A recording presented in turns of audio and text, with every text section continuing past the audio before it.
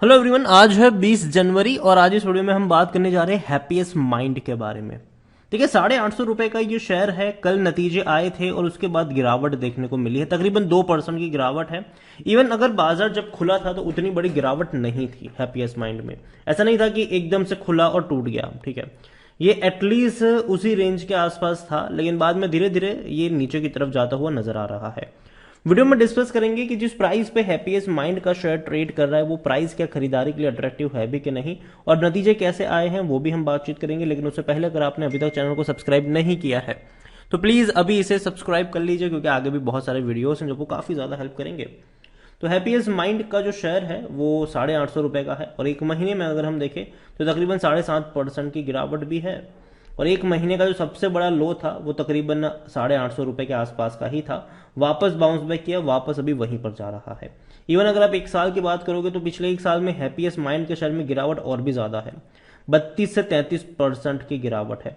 इस बीच जो लो था वो ₹815 का बना था यहाँ पर, और वो एक झटके में टूटा था। अगर आप यहाँ पर देखो, ₹1150 का शेयर था, एक झटके में टूटा था ये। लेकिन उसी तरीके से बहुत बड़ी रफ्तार भी इसने पकड़ ली, वापस 1100 तक चला गया ये। लेकिन अब धीरे धीरे करके ये टूट रहा है। जो हाई इसका था एक साल का वो तकरीबन ₹1265 का था। अगर मैं बात करूं हैप्पीएस्ट माइंड में पिछले 3 सालों में, तो पिछले 3 सालों का डेटा अवेलेबल नहीं, क्योंकि इसका जो आईपीओ आया था वो इतना पुराना नहीं है। लेकिन ₹300 तक का शुरुआत, मतलब ये ट्रेड करता रहा कुछ वक्त तक। बाद में बहुत बड़ी रफ्तार पकड़ी, 1500 तक गया ये। उसके बाद लगातार ये टूट रहा है। मतलब 1500 से अगर हम देखें तो ऑलमोस्ट 45% का करेक्शन हम ऑलरेडी देख चुके हैं यहाँ पर। 45-50% का करेक्शन ऑलरेडी यहाँ पर देखने को मिल चुका है और अभी भी नीचे की तरफ जा रहा है। तेजी आई तो बहुत तेजी से बनी, अब जब गिरावट आई तो धीरे धीरे करके नीचे की तरफ जा भी रहा है। हैप्पीएस्ट माइंड में देखा जाए तो शेयर प्राइस में गिरावट है, क्योंकि Q3 के जो रिजल्ट है वो थोड़े से वीक थे। बहुत ज्यादा वीक नहीं थे, लेकिन हाँ थोड़े से वीक यहाँ पर जरूर नजर आए हैं। अब यहाँ पर अगर हम बात करने जाए तो दिसंबर क्वार्टर में हैप्पीएस्ट माइंड में तकरीबन 3% का डिक्लाइन आया है प्रॉफिट में।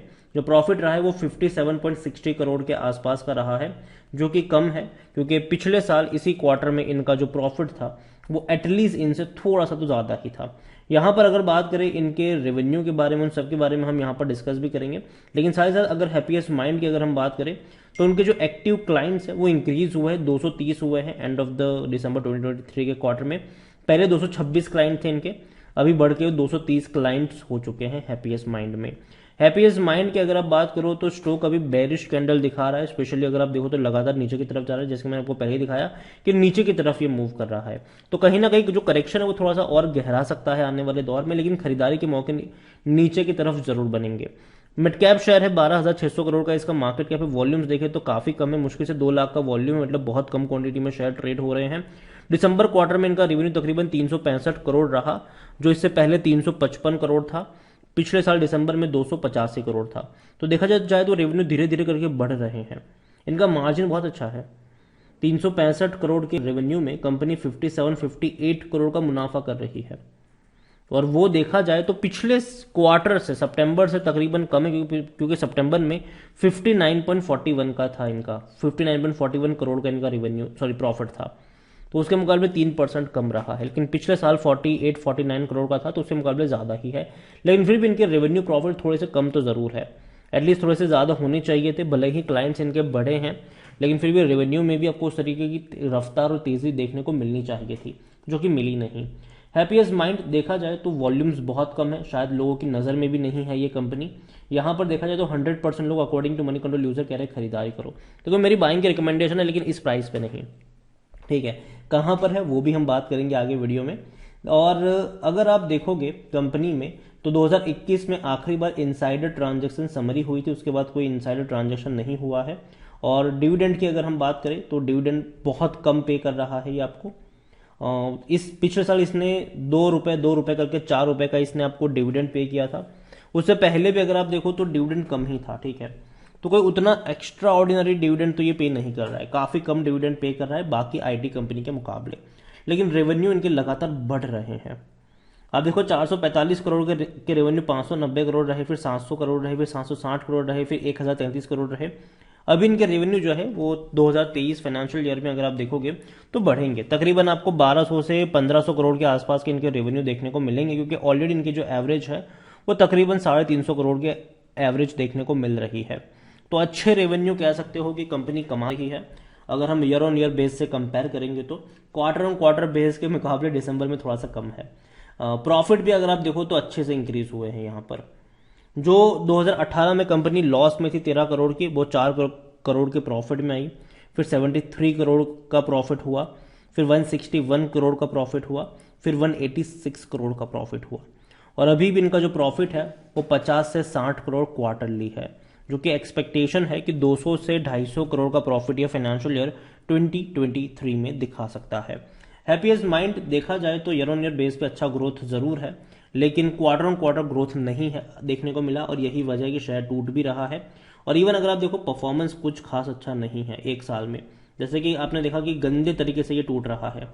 एक साल क्या 2 साल से गंदे तरीके से टूट रहा है ये। और थोड़ा बहुत अगर बाउंस बैक आ भी जाता है बीच बीच में तो उससे ज़्यादा की गिरावट दिखाता है। मतलब यह है कि जो तेज़ी एक झटके में बनी थी अब धीरे धीरे करके वो गिरावट में तब्दील हो रही है। हैप्पीएस्ट माइंड देखा जाए तो ग्रोथ इनके अच्छे हैं, प्रॉफिट भी अच्छे हैं। 68 का पी जो है जो कि काफ़ी महंगा है, और यही वजह है कि करेक्शन भी देखने को मिल रहा है, क्योंकि सेक्टर पी 26 का है। तो देखो यार महंगा ये बहुत हो गया था। इवन जब 1500 पे था तो काफ़ी हाई पी था, और तब मैंने कहा था कि मैं इसको कतई नहीं खरीदूंगा। इवन 1000 रुपये के ऊपर मैं इसको कभी भी नहीं खरीदूंगा। लेकिन साथ में मैंने ये भी कहा था कि नीचे जब खरीदारी के मौके बनेंगे तब डेफिनेटली मैं आपको वीडियो बनाकर अपडेट भी करूंगा। और आज बड़े लंबे अरसे बाद हैप्पीएस्ट माइंड के ऊपर मैं वीडियो बना भी रहा हूँ। अकॉर्डिंग टू टिकट ऐप 100% लोग कह रहे हैं खरीदारी करो। मेरी क्या कमेंट्री है वो भी मैं वीडियो में आगे आपको बताऊंगा। शेयर होल्डिंग को अगर हम बात करें तो प्रमोटर के पास 53.25% की होल्डिंग है, लेकिन थोड़ी सी होल्डिंग गिरवी भी है। 2.93% की होल्डिंग इनकी गिरवी है। म्यूचुअल फंड के पास 0.91% की होल्डिंग है, 0.41% डोमेस्टिक इंस्टीट्यूशन के पास है, 4.08% एफआईएस के पास है। रिटेल्स और अदर्स की मिलाकर 41.36% की होल्डिंग है, जिनमें से रिटेल इन्वेस्टर के पास ज्यादातर होल्डिंग है 28.03%। तो देखा जाए यहां पर तो भैया म्यूचुअल फंड्स और डोमेस्टिक उतने ज्यादा एक्साइटेड यहां पर नहीं है, ना ही एफआईएल्स एक बहुत बड़े एक्साइटमेंट तौर पर यहां पर नजर आ रही है। इवन सितंबर से अगर मैं कंपेयर करूंगा तो एफआईएल्स ने हल्की सी खरीदारी जरूर करी है, लेकिन म्यूचुअल फंड्स ने बिकवाली करी है यहां पर, डोमेस्टिक ने भी हल्की फुल्की बिकवाली यहां पर जरूर करी है। और लॉन्ग टर्म की अगर हम बात करें मार्च से कंपेयर करेंगे तो सबने बिकवाली करी है, चाहे वो म्यूचुअल फंड्स हो, एफआईएल्स हो या फिर डोमेस्टिक हो, हर किसी ने बिकवाली करी है। सिर्फ रिटेल इन्वेस्टर ने खरीदारी यहां पर करती हुई नजर आई है हमें। तो देखो ओवरऑल मैं इतना ही कहूंगा हैप्पीएस्ट माइंड को लेकर कि कंपनी खराब नहीं है, अच्छी कंपनी है ये। लेकिन जिस तरीके से आप देख सकते हो कि इनका जो पी रेशियो है वो काफी महंगा है, और थोड़ा सा और करेक्शन और फर्दर करेक्शन यहाँ पर बनता है, क्योंकि ये बाकी आईटी कंपनी के मुकाबले बहुत ही हाई वैल्यूएशन के ऊपर ट्रेड कर रहा है। और जहां तक खरीदारी के मौके मुझे लगता है कि 700 रुपए के लेवल का आपको शायद वेट करना चाहिए। अगर वहां तक जाता है तो शायद हो सकता है कि आपको खरीदारी करने के थोड़े से मौके मिल जाए। अगर नहीं जाते तो कोई बात नहीं, ठीक है। ऐसा तो नहीं है कि यहाँ पर निवेश नहीं करेंगे तो पैसा नहीं बनेगा। देखो आईटी कंपनियां जो है ना वो आने वाले दौर में जिस तरीके से यूएस में थोड़ी सी दिक्कतें चल रही है, डेफिनेटली यहाँ पर थोड़ा सा इंपैक्ट जरूर पड़ेगा आपको। तो यही कहूंगा आपसे कि महंगा तो मत खरीद लेना, नीचे के लेवल पर खरीदारी के मौके मिले अच्छी कंपनियों में तो खरीदारी के मौके जरूर बनेंगे।